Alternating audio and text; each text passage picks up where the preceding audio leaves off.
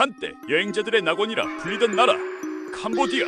앙코르와트의 석조 신전 위로 붉은 노을이 내리던 그곳이 이제는 국제범죄의 중심으로, 그리고 한국인 피해의 무대로 떠올랐다. 요즘 언론은 연일 캄보디아 사태라는 단어를 쓴다. 하지만 이 한마디로 다 담기지 않는다. 그 속에는 사람의 절망, 국가의 무능, 국제사회의 침묵이 한꺼번에 얽혀있다. 오늘 이야기는 그 복잡한 그물 속으로 들어가는 여정이다. 캄보디아는 동남아시아의 작은 나라다. 태국, 베트남, 라오스에 둘러싸인 내륙형 국가. 1970년대 크메르, 루주의 공포정치를 겪은 뒤에도 권위주의 체제는 지금까지 이어지고 있다. 헌 세나 총리는 1985년부터 거의 40년 가까이 권력을 잡아왔다. 2023년엔 아들에게 정권을 물려주며 왕조 정치라는 비판을 피하지 못했다. 그동안 중국은 막대한 투자를 쏟아부었다. 항만, 고속도로, 부동산, 카지노, 그리고 산업단지. 표면상으로는 경제 개발이었지만 그 안엔 정치적 영향력 확대라는 또 다른 목적이 숨어 있었다. 이런 구조는 범죄 조직에게는 완벽한 환경이었다. 감시가 약하고 법은 권력의 방향에 따라 흔들린다. 돈만 있으면 뭐든 해결된다는 풍토는 결국 한 가지로 귀결됐다. 스캠이라 불리는 신종 디지털 범죄 산업의 번성이다. 2024년 이후 캄보디아는 동남아시아 사이버 사기의 허브가 되었다. 그 시작은 단순했다. SNS에서 고수익 해외 아르바이트, 월 1,000만 원 보장 같은 문구로 사람들을 유혹했다. 하지만 그 끝은 감금과 폭력, 그리고 죽음이었다. 피해자들은 국경 도시 시아누쿠빌이나 포이펫으로 끌려가 전화 사기, 가상화폐 거래 조작, 불법 베팅 사이트 운영에 강제로 동원됐다. 여권은 빼앗기고 폭행과 고문이 이어졌으며 탈출을 시도하면 총구가 기다리고 있었다.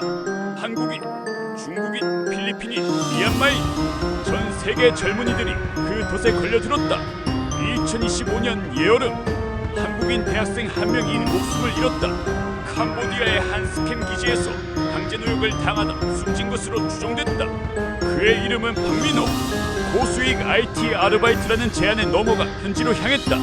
하지만 도착 후엔 후타, 감금, 협박이 이어졌고 그는 결국 돌아오지 못했다. 그의 죽음이 알려지자 한국 사회는 충격에 빠졌다. 인터넷엔 분노가 폭발했고 정부는 뒤늦게 여행 경보를 올렸다. 하지만 이미 수십 명의 피해자들이 같은 방식으로 동남아 각지에 흩어져 있었다. 범죄의 배후로 지목된 건 프린스 그룹, 캄보디아에서 가장 큰 민간 재벌이자 그 뒤엔 중국계 사업가 천지가 있었다. 미국과 영국은 그를 제재 명단에 올렸다. 사이버 범죄, 인신매매, 불법 감금 혐의. 그는 여전히 프놈펜의 호화 저택에서 생활하고 있다. 국제 제재가 현실의 감옥을 만들지 못했다. 그 사이 캄보디아는 또 다른 위기를 맞았다. 태국과의 국경 지역에서 충돌이 발생한 것이다. 2025년 10월 국경지대에 묻힌 지뢰가 폭발하면서 양국 군대가 서로를 비난했다. 전문가들은 지뢰가 최근에 새로 매설된 것 같다고 말했다. 양국은 모두 상대가 먼저 쏘았다고 주장한다. 이 갈등은 단순한 영토 싸움이 아니다. 그 지역은 스캠 조직이 은신하기 좋은 완충지대이자 불법 인신 매매의 통로로 이용되는 곳이다. 국경이 불안정해질수록 그림자 속 범죄는 더 자유롭게 움직인다. 남겨진 가족들은 여전히 답을 기다리고 있다. 어떤 이는 아들의 흔적을 찾기 위해 SNS를 뒤지고 어떤 이는 외교부 문 앞에서 밤을 새운다. 도와달라는 외침이 수많은 공문서 속에서 길을 잃는다. 국가 간 협력은 느리고 캄보디아 현지 경찰은 종종 범죄자와 한편이다. 현지 교민 사회는 불안에 떨고 여행업계는 붕괴 직전이다. 한때 한류붐으로 가득하던 프놈펜의 거리엔 이제 한국인 출입금지라는 문구가 붙기 시작했다. 하지만 문제의 뿌리는 더 깊다. 왜 젊은이들이 이런 위험한 제안에 끌리는가? 그건 단순한 호기심이 아니다. 취업난, 빚, 불안정한 일자리, 그리고 빠르게 성공하라는 사회의 압박이 그들을 좁은 길로 몰아넣는다. 스캠 조직은 그 틈을 정확히 파고든다.